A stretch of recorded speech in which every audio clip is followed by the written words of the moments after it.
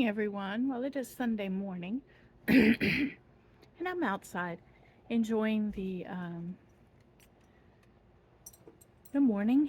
Got birds above me, flowers out in a flower bed, and it's just a beautiful morning to be outside.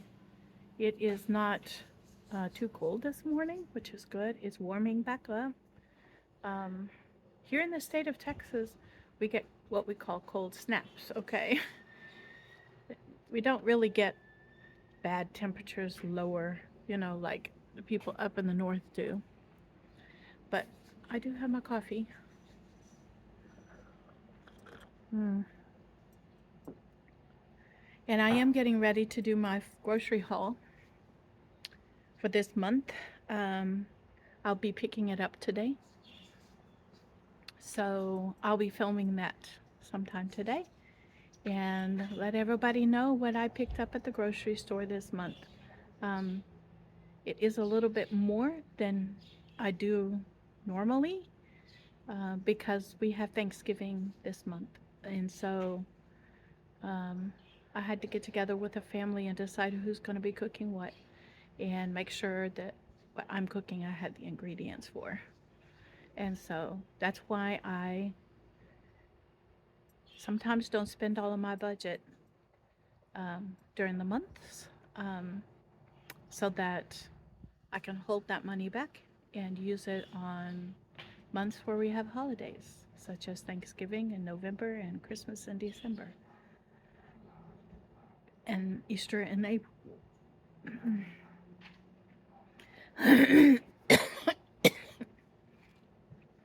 I wanted to talk to you guys about some things though. Um, I have had people ask me questions about efficient shopping, and so let me tell you some of the things that I did when children were in my house, um, and I was a school teacher. One of the things that I did a lot was after holiday shopping when everything was, oh Lord, what you barking at, Spice? Oh, when the holidays had gotten over and all of the products went on sale for 50, 60, 70% off, that is when I shopped for the next year. And what I did is I would go in after, like for instance, it's after Halloween right now. So I would go in after Halloween with a list of things that I'm going to need for next year. And it always involved candy, of course, at Halloween. But it also involved little trinket toys and things like that for people that couldn't have candy. And it gave the ones that could have candy an option between the candy and a toy. And so I had those kinds of things in mind when I went in. Or if I needed new decorations for the next year, I also put those things in mind as well. And so I was always thinking a year ahead when I went shopping, and I always shopped after the holiday. Now, somebody asked me, can chocolate after Halloween chocolate last for the next year? I used to take mine and put them in the freezer. I would put it in a bag, label it Halloween candy, and put it in the freezer. And that's how I preserved it for a year. I did the same thing for Valentine's Day, for Christmas, for Easter. I would always shop after the holiday for the next year. And then once, let's say, Christmas came around and I needed to make stockings, I always knew what um, the children in my house's favorite candies were. And so those were the candies that I went for the year before. And those were the candies that went into their stockings. Um, the only thing that I could not shop for early is, for instance, stockings. I like to put fruit in the stockings, and of course, you can't preserve like oranges and apples and bananas and things like that. So those things I would have to purchase.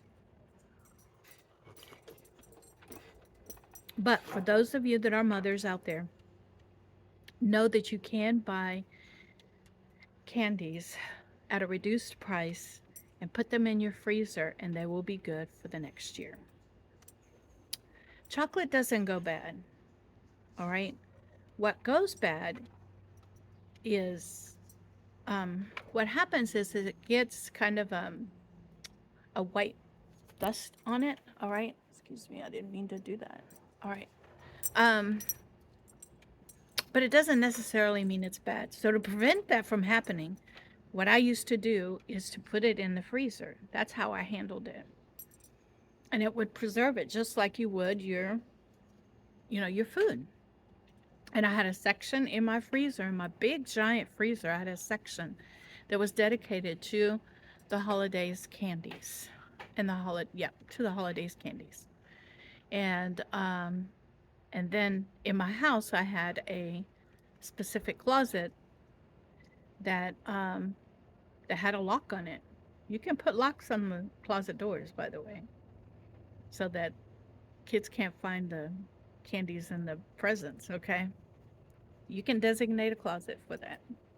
So I had a closet that I designated for that had a lock on it.